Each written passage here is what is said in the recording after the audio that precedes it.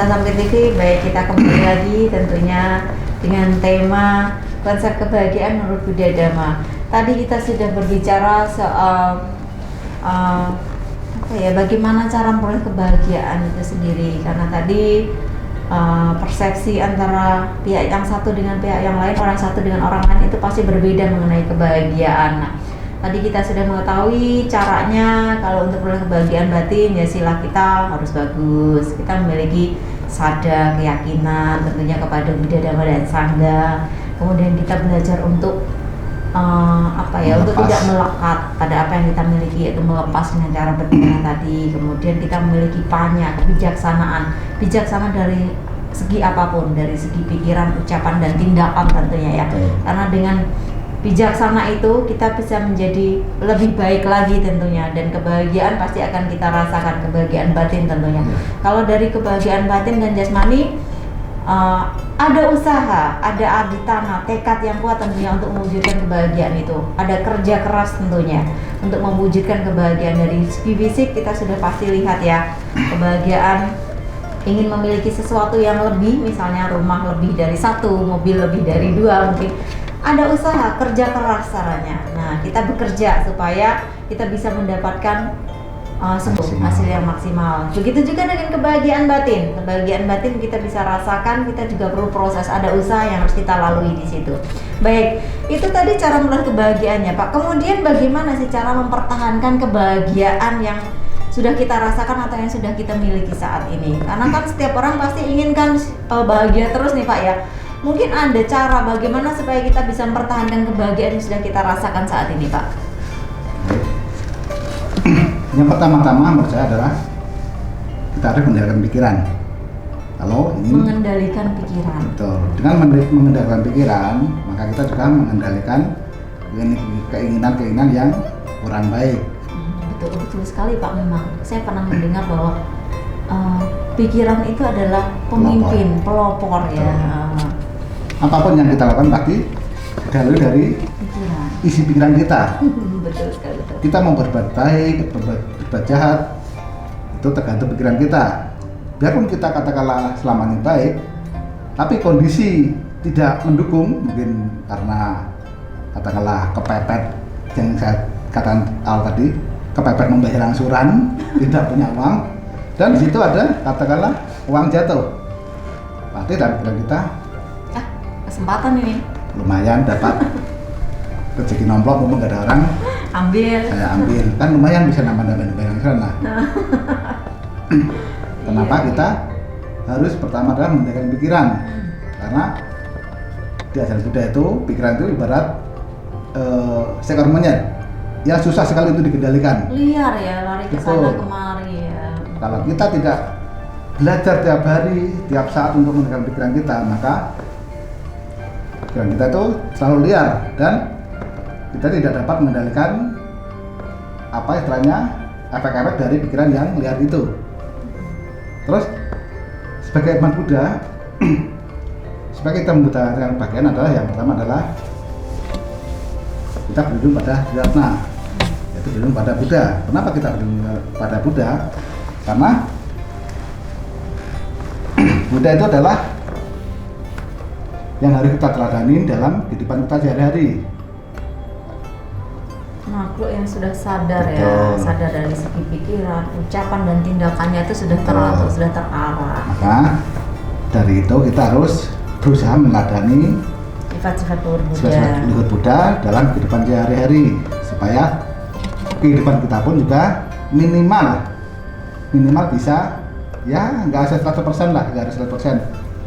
Kita bisa meneladani sifat-sifat Buddha itu 60% udah bagus. Karena kita sadar atau kita itu masih manusia awam, dan kita masih perlu banyak proses dan waktu yang tidak sedikit untuk terus mempelajari atau meneladani sifat-sifat Buddha. Terus yang selanjutnya adalah kita berlindung kepada Dhamma. Kenapa kita berlindung kepada Dhamma? Karena Dhamma adalah ajaran kebenaran dari Guru Agung kita, Sang Buddha. Dengan kita mempraktekkan itu di kehidupan sehari-hari, ya otomatis perilaku kita juga pasti akan minimal terjaga. Ya mungkin memang tidak bisa 100%, tapi minimal kita sudah punya istilahnya rambu-rambu bahwa katakanlah Pancasila Buddhis itu mencuri itu kurang baik, atau katakanlah berbohong itu kurang baik. Nah itu kan semuanya itu ada di ajaran-ajaran Buddha. Karena kita sebagai umat awam itu adalah paling simpel, cuma kita mempelajari 5 sila, dan 5 sila pun kadang-kadang masih bolong-bolong. bukan bolong-bolong, banyak yang bolong.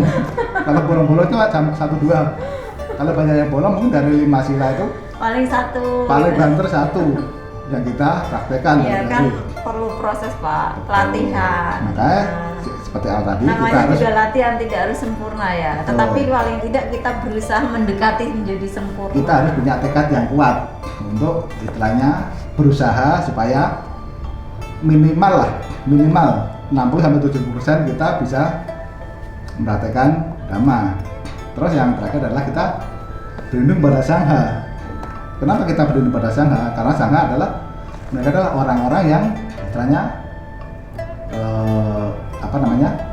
pewaris atau melestarikan ajaran Buddha. Ajaran Buddha. Sangha itu bisa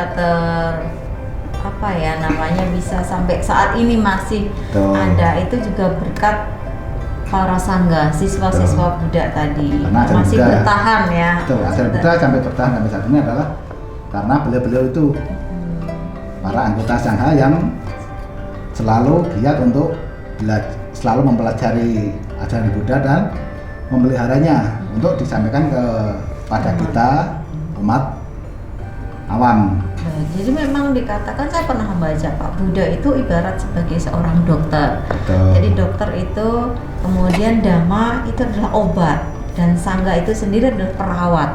Jadi ketika Buddha tidak ada, jadi yang menggantikan memberikan obat itu adalah perawatnya, Sangha tadi. Karena memang Buddha kan sudah lama parinibbana, Guru Agung kita sudah lama parinibbana, sementara Dhammanya masih dipraktekkan, masih dijalankan. Jadi yang meneruskan itu adalah Sangha. Nah, sebagai perawat itu ketika kita sakit kita pergi ke dokter ya. Terus ada dikasih obat, yang membantu kita minum obat itu adalah perawat ya. Betul sekali. Jadi Buddha itu hanya menunjukkan jalan, sebagai penunjuk jalan. Kita sudah dikasih nih, oh jalannya kalau kamu ingin bahagia ya lewatilah jalan ini, praktekkanlah ajaran ini. Nah, jadi kembali lagi tadi ke diri kita ya Pak, kita sudah ditunjukkan. Mau nggak kita lewati ya? Kalau nggak mau ya tidak apa-apa. Buddha tidak pernah memaksa ya. Buddha menganjurkan, sudah mengajarkan, sudah menunjukkan. Mau tidak? Kalau mau silahkan. Caranya seperti ini ya. Nah, jadi memang sangat jelas sekali. Jadi memang cara mempertahankan kebahagiaan intinya tadi mengendalikan pikiran kita.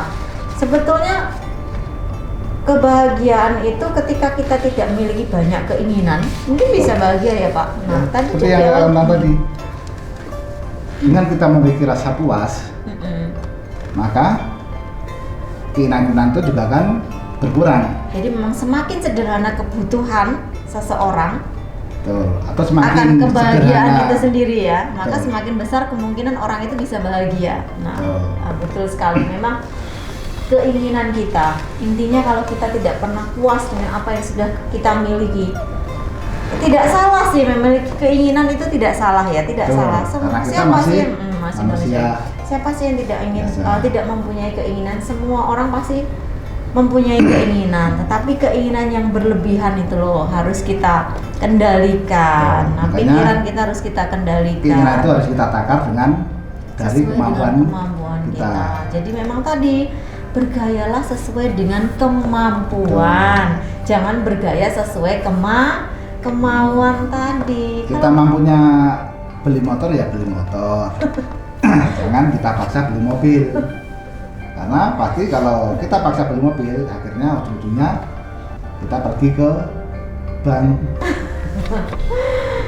Iya, jadi memang sesuai dengan kemampuan kita. Nah, kalau memang kemampuan kita segitu ya sudah kita syukuri, kita nikmati ya. puas dengan apa yang sudah kita miliki saat ini. Nah, itu nanti yang akan menimbulkan kebahagiaan, karena kembali lagi tadi kebahagiaan itu berhubungan dengan perasaan. Jadi kalau ukurnya yang bisa menilai ya diri kita sendiri ya Pak, kita bisa bahagia atau enggak. Nah, itulah memang berhubungan dengan perasaan ini ya seperti itu memang.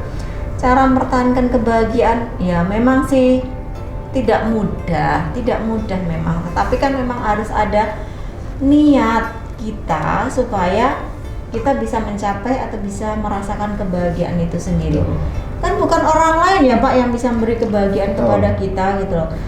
Ya walaupun misalnya nih kita dikasih misalnya harta berlimpah, tetapi ketika kita tidak merasa bahagia, kita dikekang misalnya ya Pak ya, tidak boleh kemana-mana, semuanya saya cukupi, tetapi kamu tidak boleh keluar dari rumah, nah itu juga tidak bahagia. Jadi kalau ukur kebahagiaan itu berbeda. Ada yang mengatakan saya memiliki banyak harta, saya bisa bahagia. Oh enggak, saya yang penting saya bisa kumpul dengan teman-teman, saya bisa jalan-jalan keliling misalnya Indonesia, itu saya bahagia. Nah jadi memang susah sekali. Nah perlu adanya niat tadi ya Pak ya, perlu ada usaha supaya kita bisa memperoleh kebahagiaan itu sendiri. Baik pemirsa Sampai TV, memang menarik sekali kita berbicara soal kebahagiaan. Tolak ukurnya pasti berbeda. Kita tidak bisa menilai seseorang itu dia sedang ketawa-ketawa di sana, oh dia pasti bahagia, belum tentu. Ya.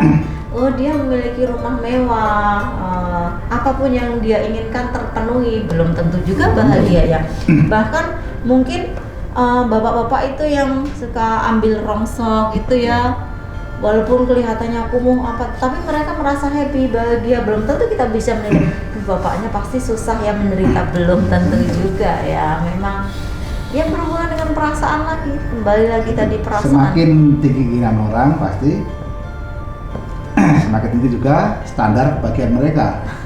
Tapi semakin kita menyederhanakan kebutuhan dan keinginan kita, pasti kita juga akan semakin besar kemungkinan orang itu bisa lebih bahagia mudah untuk ya. mencapai kebahagiaan itu. Nah, simpel sebetulnya ya Pak. Cuman berhubungan dengan keinginan kita aja sebetulnya ya. Kan sesuai dengan jargon kan. Hidup itu simpel. Yang bikin yang kurang simpel itu gaya kita sendiri. Hidup itu mudah, yang tidak mudah itu gayanya ya. Betul sekali. Memang kalau kita memenuhi apa ya keinginan kita, gaya-gaya kita yang mungkin karena supaya kelihatan wah gitu ya. Apalagi sekarang nih Pak, apalagi ada yang grup-grup sosialita itu kan mereka saling bersaing ya di situ ya, bersaing supaya kelihatan mereka itu lebih wah. Nah adalah sebetulnya buat apa sih ya seperti itu, tetapi ya, karena kalau saya menilai mereka itu cuma untuk menunjukkan ego, ini loh aku mampu kayak gini. Tapi kalau kita pikir apa sih fungsinya atau istilahnya kepentingannya apa sih dengan menunjukkan ke orang kalau kita ini dipandang mampu atau gini-gini.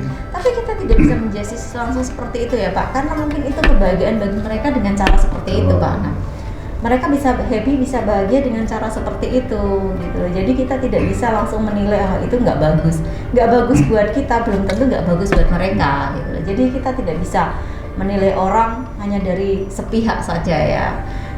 Menurut mereka cara yang dia lakukan itu adalah untuk menunjukkan kebahagiaan dia. Nah ekspresinya menunjukkan kebahagiaan itu dengan cara seperti itu ya, kita tidak bisa menilai oh itu salah, nggak bisa seperti itu kalau ingin bahagia. Oh belum tentu, memang versinya tadi berbeda, lainnya juga pasti berbeda yang dilalui mereka, yang dilakukan mereka untuk meraih kebahagiaan itu pasti berbeda. Nah baik Pak, kemudian nih Pak, apakah penting sih Pak membuat orang lain bahagia? Kalau menurut saya penting atau enggaknya itu, kalau menurut saya pribadi ya, istilahnya kita istilah membahagiakan orang lain itu perlu. Intinya, mungkin kita punya anggapan. Sebagai contoh, kita berdana tadi, dengan berdana kita bisa belajar melepas kemelekatan. Mungkin yang menerima dana merasa senang, nah itu kan timbul kebahagiaan di diri kita.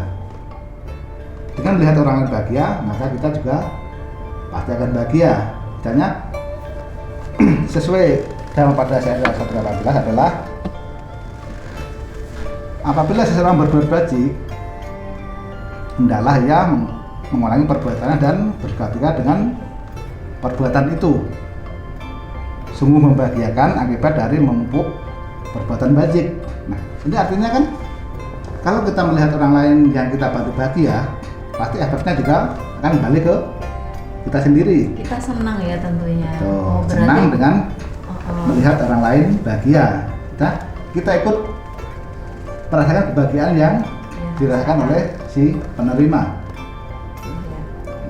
Baik, memang menarik sekali ya Pak soal kebahagiaannya, walaupun memang tadi di awal kita sudah bicarakan berulang-ulang ya. Kalau ukurnya itu berbeda, kita tidak bisa mengukurnya memang karena perasaan yang merasakan tadi di dalam perasaan. Makanya kalau mau kita merasa bahagianya harus ya kita lakukan sendiri. Betul, lakukan sendiri.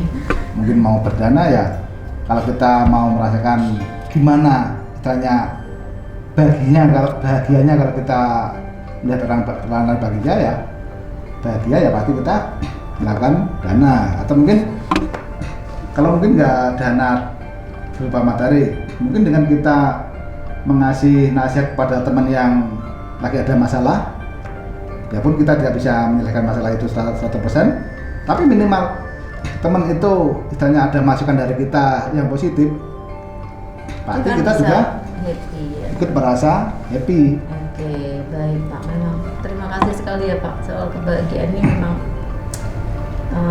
kita sendiri yang bisa merasakan. Betul. Nah, jadi baik pemirsa Sampai TV, kita sudah sampai di penghujung acara. Mohon Bapak berkenan memberikan kesimpulan dari apa yang sudah kita bicarakan hari ini, yaitu tentang konsep kebahagiaan dalam Buddha Dhamma. Monggo Pak. Baik, bahagia itu adalah tujuan dari semua umat manusia. Tentu bahagia itu adalah tujuan dari setiap orang. Tidak mungkin orang itu tanya, udahlah aku bosan bahagia, aku nggak mau bahagia, aku mau menderita aja.